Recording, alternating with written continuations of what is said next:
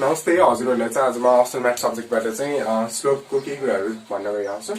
जस्तै स्लोप भनेको चाहिँ के हो भन्ने कुराबाट जाउँ। फर्स्टमा स्लोप भनेको चाहिँ तपाईको कुनै पनि कुरा छ त्यो कुरा चाहिँ कति एंगलमा चाहिँ बाङ्गिएको छ ढल्किएको छ भन्ने कुरा चाहिँ जनाउने कुरालाई चाहिँ स्लोप भनेर भन्छ। स्लोपमा थुप्रो फर्मुलाहरु छ। म बेसिकबाट जाँदैछु। बेसिकबाट जाने क्रममा चाहिँ तपाईलाई एकदम बेसिकबाट जान्छु। फर्स्टमा म कुनै पनि तपाईलाई एंगल दिएको छ भने कसरी स्लोप पत्ता लगाउने भन्ने कुरामा जाँदैछु। जस्तै हाम्रो एउटा कार्टेसियन प्लेन छ। कार्टेसियन प्लेन छ। यो कार्टेसियन प्लेनमा चाहिँ यो तपाईको एक्स एक्सिस भयो,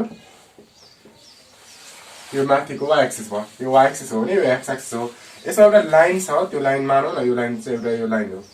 यो लाइन एउटा छ। यो लाइनले अराउन्ड 30 डिग्री बनाएको छ अथवा 30 डिग्री बनाएको छ भनौं। कुन एक्सिस सँग भन्दा एक्स एक्सिस सँग हाम्रो एन्टी क्लकवाइज डाइरेक्सनमा 30 डिग्री बनाएको छ भने यो लाइनको स्लोप कति छ अथवा यो लाइन कति ढल्केको छ भन्ने कुरामा चाहिँ तपाईले कन्फ्युजन हुनु पर्दैन। 30 डिग्री बनाएको छ भनेपछि 30 डिग्रीको रेफरेन्स चाहिँ तपाईले थाहा पाउन सकिन्छ भन्ने कुरा छ। थुप्रो फर्मुलाहरुमा स्लोपको एकदम बेसिक फर्मुला स्लोप भनेको चाहिँ स्लोपलाई जेनरली m ले जनाइन्छ है। कन्फ्युज नहुनुला। m ले जनाइन्छ। त्यसैले मैले m लेखे is equals to tan theta. अनि यहाँ थीटा भनेको के हो त भन्दा एंगल हो। थीटा भनेको जेनरली एंगल हो। अब 30 डिग्री एंगल दिएको छ भने स्लोप कसरी निकाल्ने then slope is equals to slope m is equals to tan theta. tan को tan ले भयो। 30 डिग्री छ यो लाइनले बनाएको एक्स एक्सिस सँग। त्यसैले थीटा को एंगल चाहिँ 30 डिग्री। अब हजुरहरुलाई क्लास 6 7 देखि पढ्दै आउनु भएको छ। sin cos tan को रेशियोजहरुको भ्यालुजहरु चाहिँ कन्ट्रोल गर्नु भएको छ। एकदम स्ट्यान्डर्ड भ्यालुजहरु सबै हैन, स्ट्यान्डर्ड भ्यालुजहरु जस्तै 0 को 30 को 45 को 60 को र 90 को कन्ट्रोल गर्नु भएको छ। त्यसरी नै tan 30 को कन्ट्रोल गर्नु भयो होला। त्यो भनेको चाहिँ 1/√3 हुन्छ। 1/√3 हुन्छ। हो यसमा के ठुलो कुरा छैन। यसको स्लोप भनेको 1/√3 रहेछ। It's not a big deal. सजिलो छ, एकदम सजिलो छ। एंगल दियो tan थीटा युज गर्ने। अब एंगल हैन अर्को डबल इन्टरसेप्ट फर्मुला छ स्लोप निकाल्नलाई। यसमा के कन्फ्युजन नहोला हजुरहरुलाई।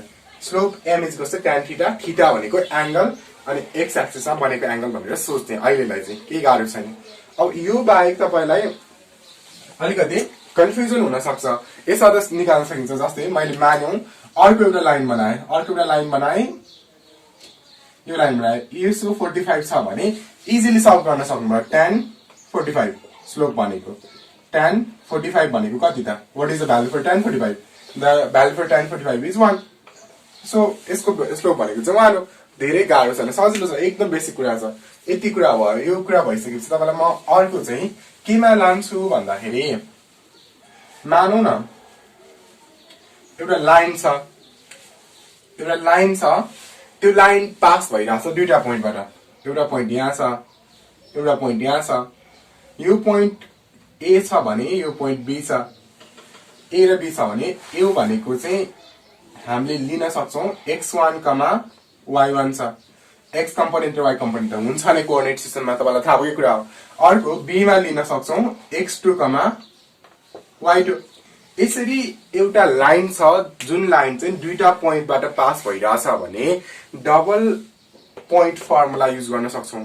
यसमा चाहिँ स्लोप के हुन्छ? What is the formula for slope in this case? If the line is passing through the two points x2, y2 and x1, y1, then the formula becomes formula हामीले चाहिँ फर्मुला डिराइभ गर्न सक्छौं। अहिले म formula डेरिभेसनमा चाहिँ गइन। तपाईलाई formula derive नगरिन म सिधा फर्मुलामा जाँदैछु हैन। यस्तो कन्डिसनमा चाहिँ स्लोप भनेको m इज इक्वल्स टु चाहिँ y2 minus y1 divided by x2 minus x1 हुन्छ। यसलाई अर्को भाषामा चाहिँ के पनि भन्ने गर्छ भन्दा del y divided by del x पनि भन्ने गर्छ। del y divided by del x। y मा आको डिफरेन्स र y कम्पोनेन्ट्समा आको डिफरेन्स र x कम्पोनेन्टमा आको डिफरेन्सलाई चाहिँ हामी लिन सक्छौं।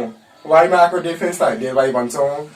यो जुन साइन छ ट्रायंगलको यसलाई डेल भनेर भन्ने गर्छौं है। del y divided by del x पनि लेख्ने गर्छौं। अब हेर्नुस् यसमा हामीले भएका भ्यालुहरु छ भने फर्मुला यो भयो। जस्तै मानौ न अहिले एउटा फर एक्जाम्पल तपाईले एक्जाम्पल लिन सक्नुहुन्छ। एउटा एक्जाम्पल लिने हो भने तपाईले एउटा एक्जाम्पल लिनुस्।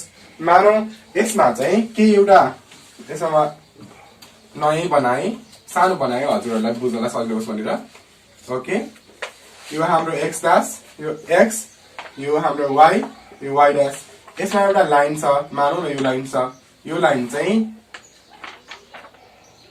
2,8 र अर्को पोइन्ट अगाडि आएको छ 5,3 छ भने यसको स्लोप निकाल्न पर्यो भने हियर तपाईले लेख्न सक्नुहुन्छ अगाडिको यो 5,3 छ मानौ न यो चाहिँ b छ यो a छ भने x, y1 भनेको x, y1 भनेको 5,3 छ अर्को x2, y2 भनेको चाहिँ तपाईलाई 2,8 छ देन स्लोप भनेको के हुन्छ then slope is equals to slope m is equals to y2 minus y1 divided by x2 minus x1 हुन्छ यो भनेको चाहिँ y2 भनेको मेरो यो 8 भयो x2 भनेको 2 छ y1 भनेको 3 छ यसो भइसकेपछि 8 minus 3 divided by x2 minus x1 भनेको 2 minus 5